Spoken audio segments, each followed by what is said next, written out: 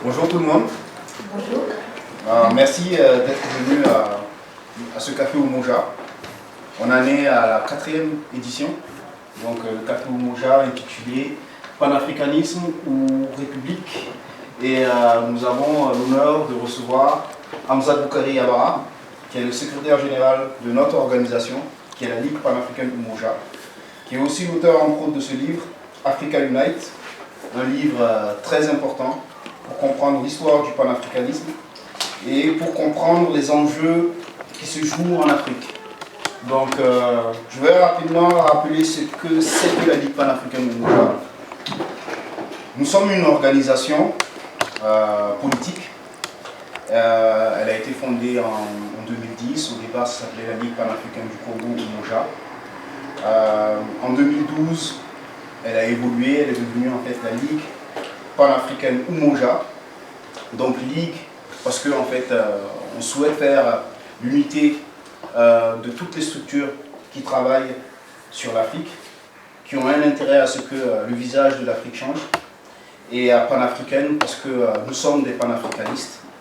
Donc panafricanistes, c'est-à-dire pour nous, le continent africain et les territoires où tous les afro-descendants ont été déportés, c'est-à-dire les Africains ont été déportés, ensuite c'est devenu des afro-descendants par les razzias négrières, par aussi la colonisation.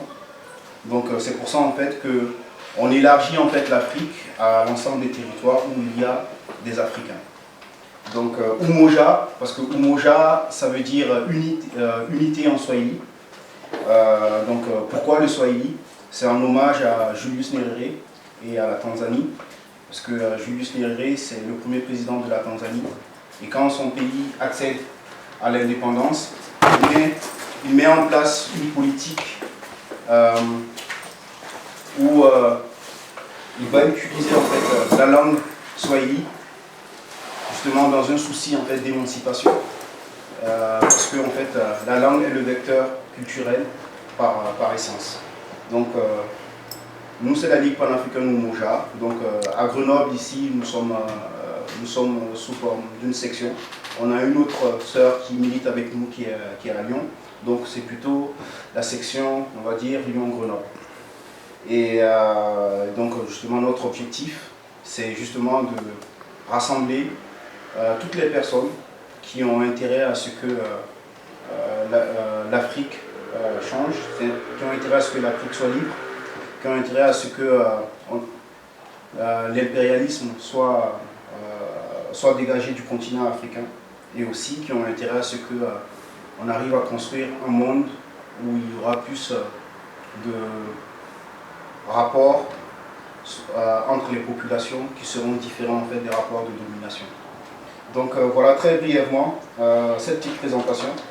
Donc pourquoi cette thématique aujourd'hui, panafricanisme ou république? Donc la France a un nouveau président en la personne de Emmanuel Macron qui a été élu. Donc ces élections présidentielles qui viennent de se dérouler ont été des élections très particulières parce que les sujets qui ont été traités dans ces élections ont été des sujets qui ont été très clivants à la fois en France, et aussi on a beaucoup vu des populations d'origine africaine dans les réseaux sociaux qui se sont prononcés en faveur de certains candidats. Donc nous avons voulu organiser ce café Umoja autour de cette thématique, justement pour parler en fait qu'est-ce qu'il y a dans les enjeux panafricanistes pour la diaspora africaine qui vit ici en Europe, qui est confrontée à plusieurs problèmes, qui lutte, qui se bat, parce qu'on sait que la France a des institutions qui sont issues de la colonisation, et aussi quel rapport on doit avoir en fait avec la République. En France, souvent on dit que le communautarisme est interdit. Alors, qu'est-ce qu'on doit mettre dans ce communautarisme? Est-ce que pour nous, Africains, on doit s'assimiler à la France? Est-ce qu'on doit s'intégrer? Ou est-ce qu'on doit travailler à faire émerger une stratégie où on va réussir à construire plus de solidarité entre nous, plus de ponts entre l'Europe et le continent? Donc c'est sur toutes ces questions dont on va en discuter sous forme justement d'un café au moja. Donc il y a de la nourriture à grignoter, il y a des choses à boire. Donc je vais passer la parole à Hamza Boukari Yabara. S'il veut revenir sur certaines choses au niveau de la présentation, il pourra le faire. Et on va commencer sans tarder. Donc encore une fois, merci d'être venu à toutes et à tous. Et puis bon café ou moja. Et puis n'hésitez pas à intervenir si vous avez des questions, on est là pour ça. On est là pour se densifier intellectuellement, on est là pour porter de la critique. Et on est là aussi pour apprendre, pour échanger, pour donner. Donc vraiment merci d'être là et puis bon café au moja.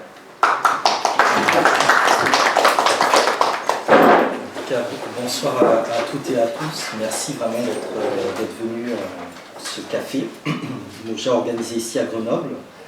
Donc, je suis secrétaire général de la Ligue panafricaine moja. On est une organisation présente dans plusieurs pays africains, également dans plusieurs pays de la diaspora, en France, en Suisse, en Angleterre et en Belgique notamment. Alors cette idée en fait de café, je fais juste une introduction, 15-20 minutes juste pour vous situer un peu les choses. Cette idée, cette thématique en fait, je l'avais eue il y a à peu près 5-6 semaines.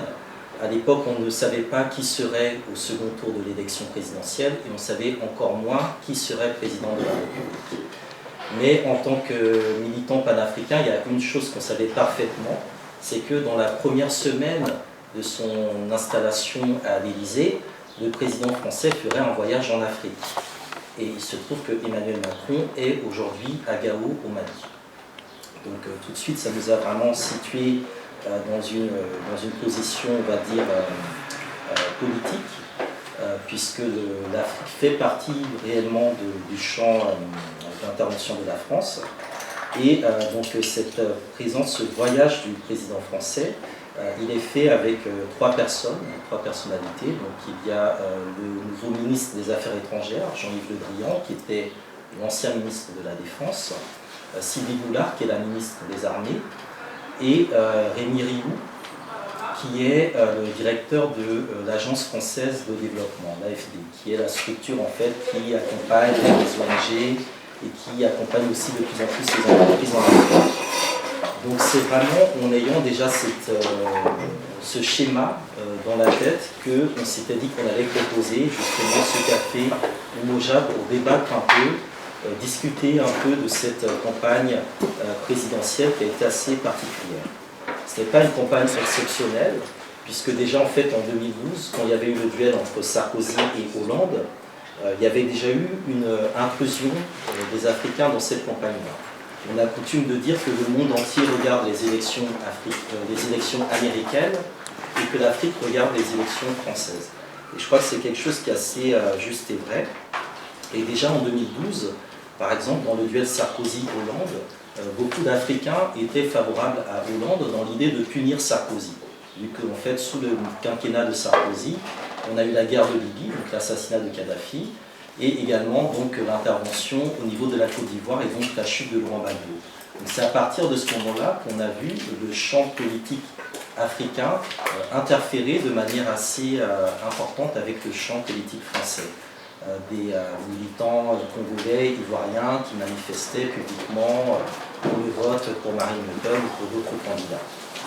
Ce qui est aussi assez intéressant, c'est que Hollande va être élu président en 2012, il va mettre en place la continuité de la politique de Nicolas Sarkozy, c'est-à-dire que Sarkozy déstabilise au niveau notamment de la Libye, et Hollande met en place des interventions militaires, donc Serval, Barkhane et Sangaris au niveau de la République centrafricaine, qui vont dans la continuité de ce qu'a fait Nicolas Sarkozy. Alors ce sont des interventions qui ont été présentées d'un côté comme étant entre guillemets salutaires. On a sauvé le Mali, on a sauvé Bamako. Hollande disait que c'était le plus grand jour de sa vie quand il allait à Gao justement. Et en même temps, ce sont des interventions qui ont occasionné énormément de bavures. On en parle très très peu, mais il y a pas mal d'Africains innocents qui ont été tués par l'armée française au Mali et en Centrafrique. Il y a quelques cas qui sont remontés, qui ont été un peu médiatisés, qui ont obligé notamment les services de l'armée française à faire ou à ouvrir des enquêtes, mais c'est des cas qui finalement ont été passés sous silence. Il y a eu le cas médiatisé aussi des violences sexuelles sur des enfants, notamment en Centrafrique, mais tout ça, c'était à chaque fois passé sous silence.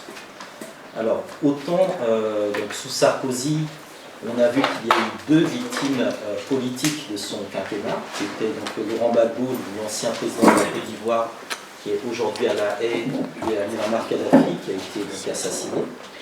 Autant on peut dire que sous le mandat de François Hollande, il y a eu 2 autres victimes. 2 autres victimes qui sont tombées au champ d'honneur de la France-Afrique. Le premier, c'est Blaise Compaoré, qui a été renversé donc, par l'insurrection populaire burkinabé. Donc c'est un recul de cette France-Afrique-là. Et le second, c'est Lionel Zinsou, qui avait essayé de se présenter qui s'était présenté à l'élection présidentielle au Bénin, qui était directement l'homme envoyé par la France et par François Hollande, et qui a été gentiment remercié par le peuple béninois, et qui a été donc l'un des grands mentors de Emmanuel Macron. Il fait partie de ce réseau de banquiers, de financiers qui ont vraiment soutenu Emmanuel Macron. Alors, tout au long du quinquennat de Hollande, on a vu un peu la situation évoluer, et à l'été 2014, donc la Ligue panafricaine Umoja, au niveau de la section Île-de-France, avait décidé d'organiser déjà un premier café sur le thème de l'Afrique et le Front National. Donc on avait débattu de cette problématique, de quel rapport ou quelle relation on devait avoir avec le Front National, sachant que les associations africaines sont très divisées. Certains estiment qu'il ne faut pas du tout discuter avec eux, et d'autres au contraire estiment qu'il faut discuter avec tout le champ politique français.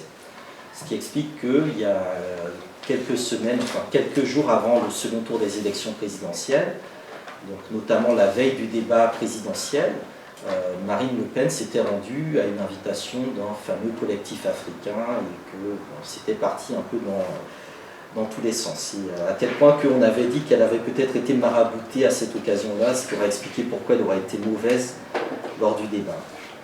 Ce qu'il faut comprendre, c'est que il y a 2 positionnements par rapport à cette politique française en tant que militant panafricain. Il y a celle qui considère que les intérêts ou les rapprochements sont incompatibles.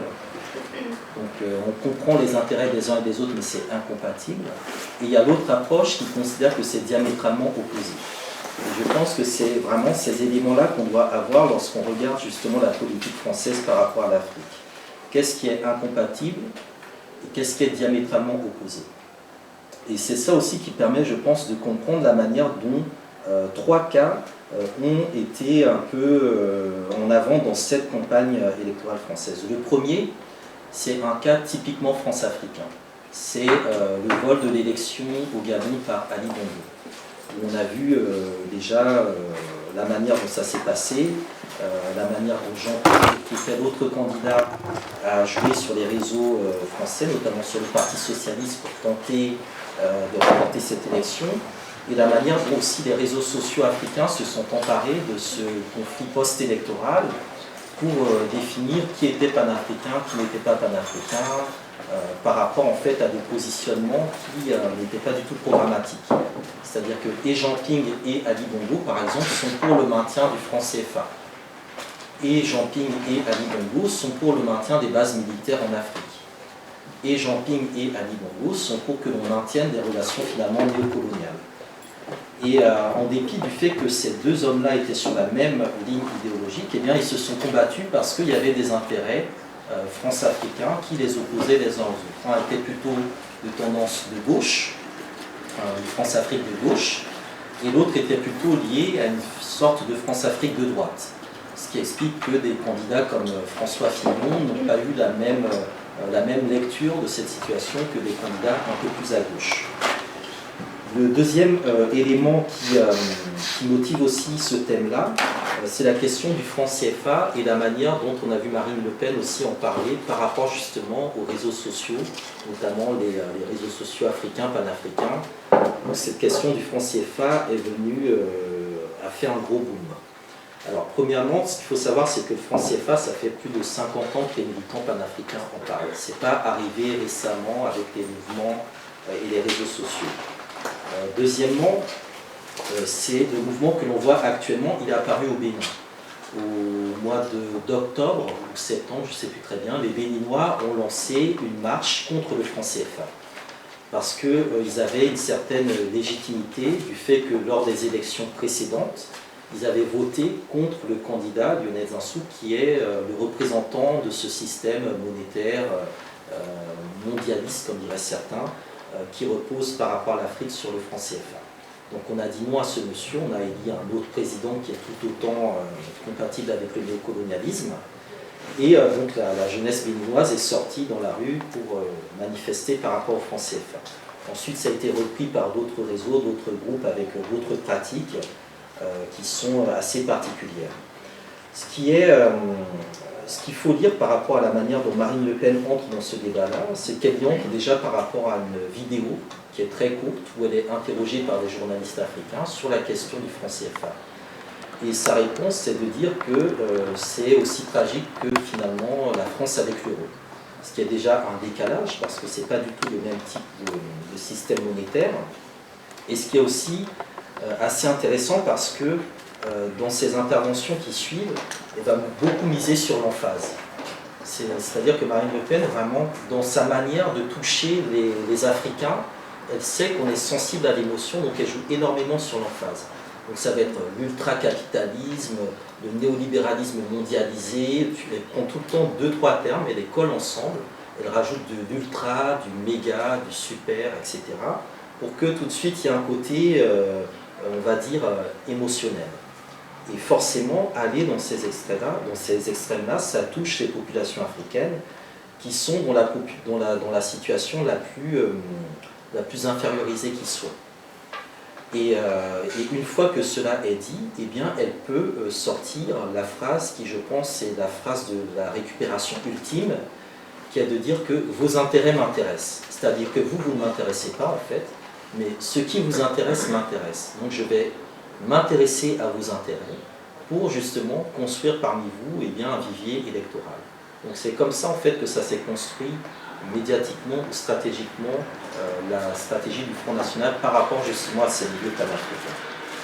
Le troisième point qui aussi a motivé en fait cet intérêt pour ce sujet panafricanisme ou république, c'est tout simplement le fait que la France est encore aujourd'hui un pays colonialiste, à travers donc la situation de Mayotte, la situation de la Kanaki, de la Nouvelle-Calédonie, et la situation de la Guyane. Alors Mayotte, là aussi on a vu la politique assez particulière des différents partis politiques, notamment le Front National, qui a beaucoup joué sur cette idée que finalement Mayotte c'est cette France-là, c'est une France particulière. La Nouvelle-Calédonie, la Kanaki, par rapport à un projet de référendum pour l'année 2018, c'est-à-dire qu'il y a un référendum qui va peut-être permettre à ce pays, enfin à ce territoire-là, de devenir indépendant. Mais dans les propositions qui sont faites, l'État français a en fait imposé des mécanismes monétaires, énergétiques, économiques, diplomatiques, culturels, qui vont imposer à ce pays-là ce qui a été imposé aux autres pays africains. Et le troisième cas, c'est la Guyane, qui là aussi en fait a vraiment fait irruption dans la campagne présidentielle, plutôt dans l'avant-campagne, à travers notamment le mouvement des 500 frères, et un certain nombre de revendications qui montrent qu'il y a toujours ce décalage entre l'Hexagone et le reste de la France. Donc ça, ce sont les trois cas d'actualité qui, à mon avis, justifiaient ce thème-là. Ensuite, on a une continuité que j'appelle l'ABCDE de la France-Afrique. Donc A pour Areva, B pour Bolloré, C pour Carrefour, D pour Dassault et E pour Elf Total, qui en fait renvoient à ce même système qui perdure depuis très longtemps avec des multinationales françaises qui trouvent un appui au niveau des plus hautes instances politiques et qui sont très présentes aussi dans l'arrière-cour des différents gouvernements et palais présidentiels africains. Donc ça, c'était vraiment tous les éléments du décor. Maintenant, par rapport au moment où on a posé cette thématique-là, et aujourd'hui, donc on a donc, le nom du président de la République, donc Emmanuel Macron, c'est lui qui a été élu.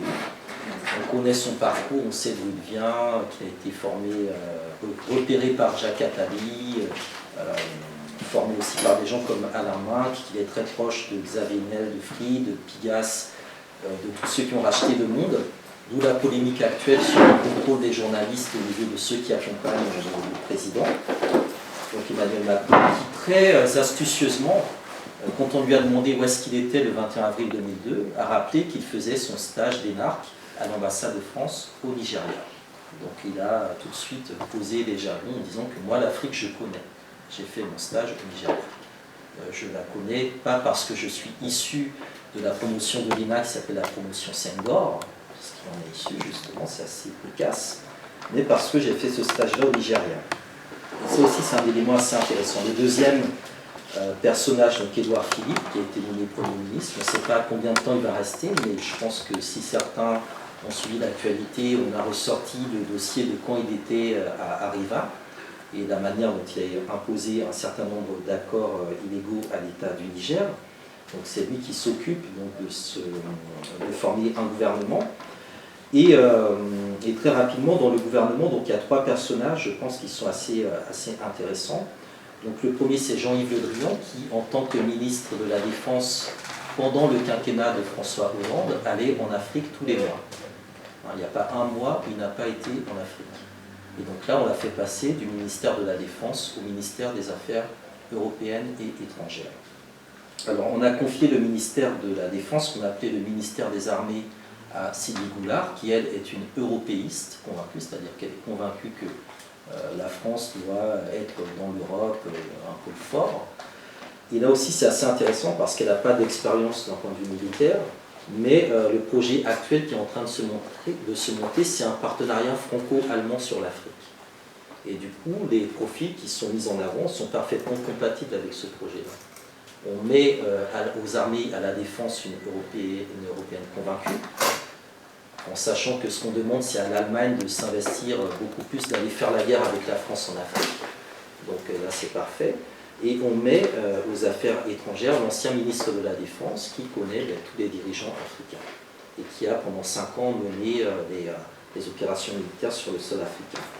Donc là, on est vraiment dans la reconfiguration totale de quelque chose qui devrait vraiment être, en tout cas, vraiment pris avec beaucoup de vigilance, sachant que l'Allemagne a aussi un projet énergétique assez particulier. Le troisième ministre assez intéressant, donc Jean-Yves Le Drian, il était dans le précédent gouvernement, il est encore là sous la mandature de Macron. L'autre ministre qui a été conservé, ça aussi on en a très peu parlé, mais ça aussi c'est très symbolique de la situation coloniale dans laquelle on est encore aujourd'hui, c'est Annick Girardin, qui je crois était à la fonction publique, et on l'a mis à l'outre-mer. Donc pour l'outre-mer et pour les affaires étrangères qui sont faites les affaires africaines, eh bien, on garde les deux ministres du précédent quinquennat.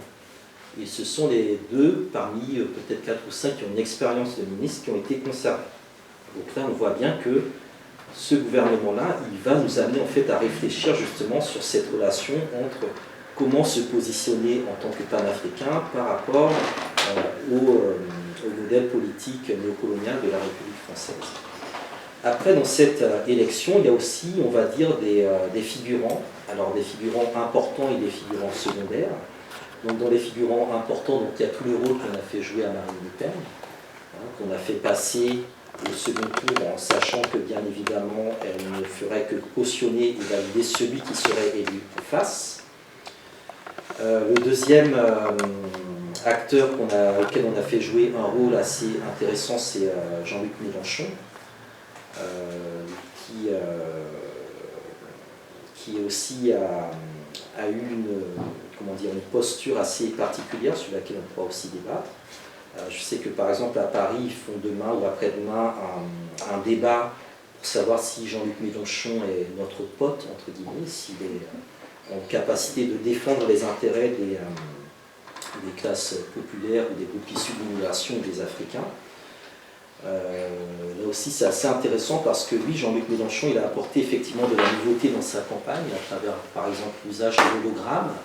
Et cette notion d'hologramme est très importante parce que, comme on sait, François Bayrou, qui lui aussi est devenu ministre, était le premier à rappeler que Emmanuel Macron était un hologramme avant même que Jean-Luc Mélenchon utilise cette stratégie de multiplication. Donc Le Pen qui a réussi sa dédiabolisation, à tel point qu'on a vu lors du second tour, alors que les Africains étaient persuadés qu'elle allait enlever le franc CFA, comme elle allait enlever l'euro, on l'a vu revenir en fait sur l'euro en disant que finalement non, l'euro on va peut-être pas l'enlever, finalement c'est plus une priorité, etc. Donc ça montre bien à quel point sur le franc CFA il y aurait eu un enrubage total au niveau des Africains. Alors le troisième figurant, c'est dommage, l'un des principaux concernés est sorti, c'est François Asselineau, qui a aussi fait un tabac dans les réseaux africains, panafricains, mais dont le score n'est pas à la hauteur en tout cas de ses espérances, mais en tout cas c'est quelque chose qu'il faudra je pense aussi discuter parce que ça a été l'un des pôles fédérateurs. J'étais très surpris de voir beaucoup d'Africains en parler alors que dans le fond, dans sa politique par rapport à l'Afrique, il n'y a pas grand chose. Et puis après, j'ai voulu aussi rappeler deux figures parce qu'on a eu des élections sans candidat noir, bien évidemment, mais il y en a une qui avait tenté d'obtenir les investitures, Ramayad, bien évidemment. Que là aussi, au niveau de la communauté afro, on a vu prendre une position déjà d'un point de vue esthétique, changer un peu les histoires de fond de teint, etc. En tout cas, se réafricaniser. Il y a eu des discussions, non, mais j'ai regardé, les gens discutaient en disant qu'elle a changé de maquillage, je sais, elle est moins dans le... Voilà. Et aussi dans le fond, puisqu'elle a pris aussi des positions assez, on ne va pas dire radicales, mais on va dire dissidentes. Et elle n'a pas eu ses investitures, je crois qu'il lui en manquait une centaine. Alors que ça aurait été intéressant, je pense, d'avoir justement un candidat ou une candidate noire à des élections françaises. Moi, je pense que quand on est noir et qu'on a la nationalité française, il ne faut pas être complexé, il ne faut pas avoir, on va dire, de honte à faire ce qu'elle a pu faire elle, parce que finalement, ça correspond à sa nature. Et le second personnage, qui est aussi un personnage on va dire, qui n'était pas connu au moment où on a lancé l'idée de ce café, mais qui est depuis assez connu, donc c'est Sibeth Ndiaye, donc la responsable de la communication d'Emmanuel Macron, qui a aussi été très mise en avant. Là aussi, ça a fait du débat au sein de la communauté. Et là aussi, je pense qu'il faut faire assez attention parce que quand on l'a présentée tout au départ, on avait l'impression que c'était une jeune femme issue du ghetto. Voilà, qu'elle était sortie de nulle part, qu'elle était vraiment sortie du ghetto, alors qu'en fait, elle est vraiment issue de l'élite africaine, l'élite sénégalaise, et que du coup, elle appartient quand même à un autre monde, une autre classe sociale. Et d'autre part, la manière dont on l'a montré, c'était assez ambigu parce qu'on avait l'impression que c'est elle qui avait fait Macron. Voilà, c'est la chargée de communication. Presque on a l'impression que c'est elle qui est à l'origine de toutes les unes de Macron dans tous les journaux depuis 2 ans. Alors qu'en fait, c'est tout simplement les banquiers, les financiers, les milieux d'affaires derrière qui sont à l'origine de ça. Donc on prend tout le temps une figure noire, si possible une femme, qu'on colle devant un système et qui fait oublier le système, et le système se cache derrière. Et nous, eh bien, nous discutons, nous débattons de ce token, de cette figure qui est un peu jetée en pâture, parce qu'il y a eu des commentaires parfois très désagréables sur elle, et alors qu'elle ne demandait rien, alors qu'il faudrait plutôt discuter du fond et de la notion de communication.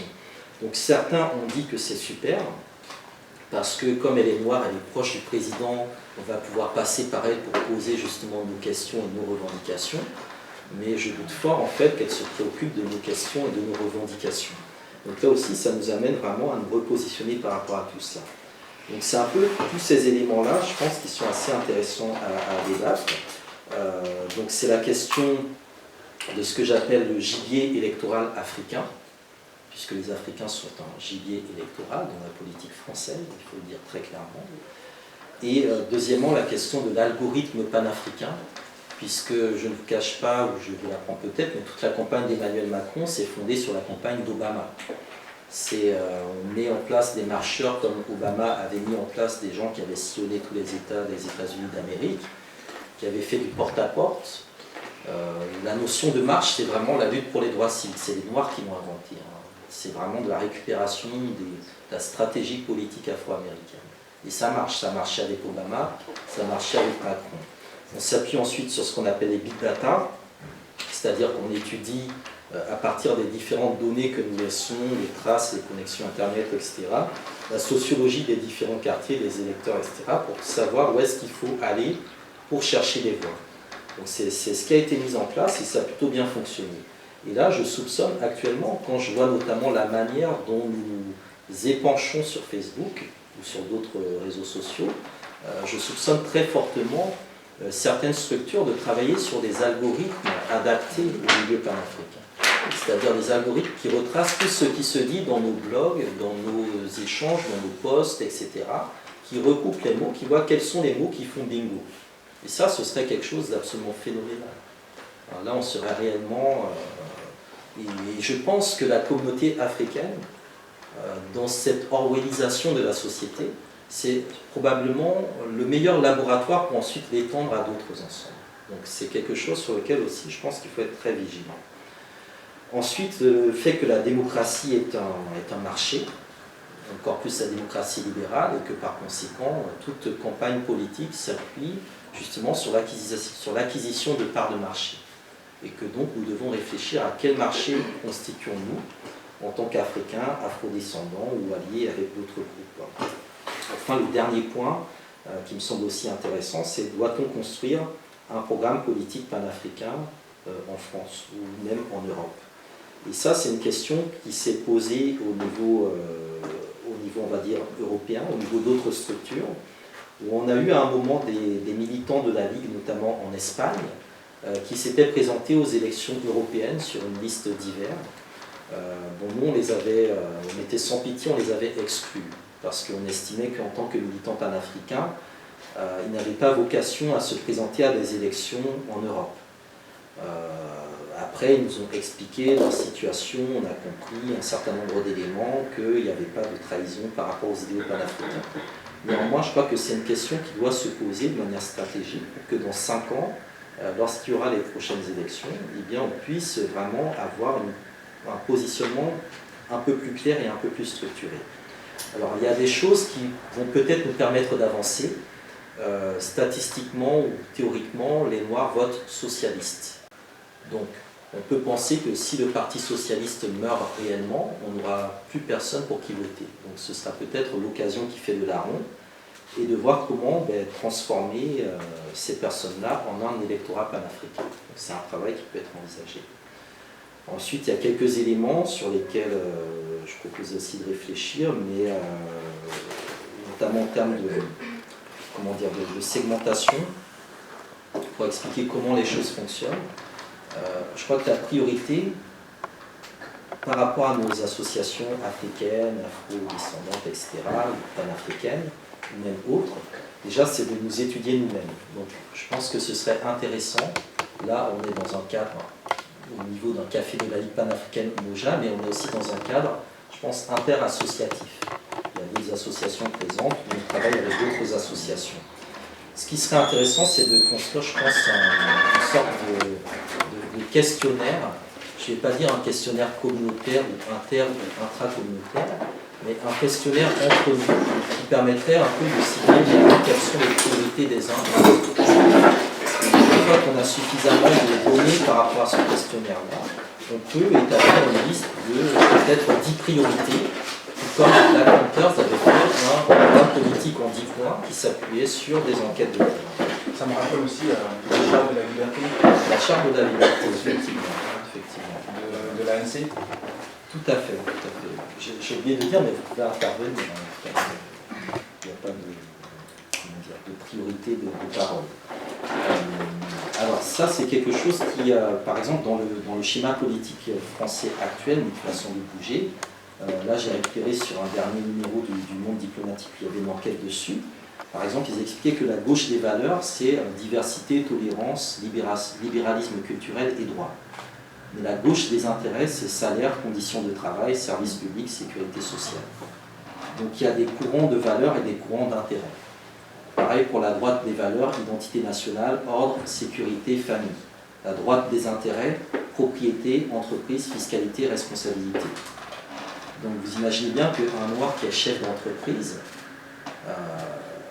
voilà, par rapport à son vote, eh bien, il se positionne aussi par rapport à d'autres éléments qui ne sont pas forcément en lien avec une gauche des valeurs comme la diversité ou la tolérance. Donc du coup, cette difficulté de vraiment fixer cet électorat panafricain nécessite de se pencher sur quelles sont les principales valeurs que nous avons entre nous et quels sont aussi les principaux intérêts que nous pouvons partager. Ensuite arrivent les deux autres points qui sont premièrement, alors là c'est plus du tout dans l'étude en question, mais la mobilisation sociale qui détermine la participation électorale. Ça, c'est dans le schéma classique que l'on connaît du champ politique français, blanc, etc. Et ce qui renvoie davantage en fait à nos structures associatives, où en fait la mobilisation sociale est remplacée par la force de ralliement et la participation électorale est remplacée par la force de percussion. Donc, quel type de force de ralliement pouvons-nous construire le temps d'un mandat par rapport à nos intérêts et nos valeurs? Et quelle force de percussion pouvons-nous proposer au moment justement où la campagne électorale arrive? Donc tout ça, c'est croisé avec les différents éléments, catégories socio-professionnelles, sexe, âge, diplôme, etc. Donc ça, c'est vraiment ce qui permet de réfléchir à quel type de positionnement politique on peut avoir par rapport à la situation ici en France. Maintenant, sur le continent, c'est encore un autre enjeu. Bon, moi je vais m'arrêter là parce que j'ai un peu monopolisé la parole, mais je pense qu'après on peut ouvrir déjà les discussions, les interventions, soit sur ce qui a été dit, soit par rapport à vos préoccupations, vos intérêts, vos actions, vos activités.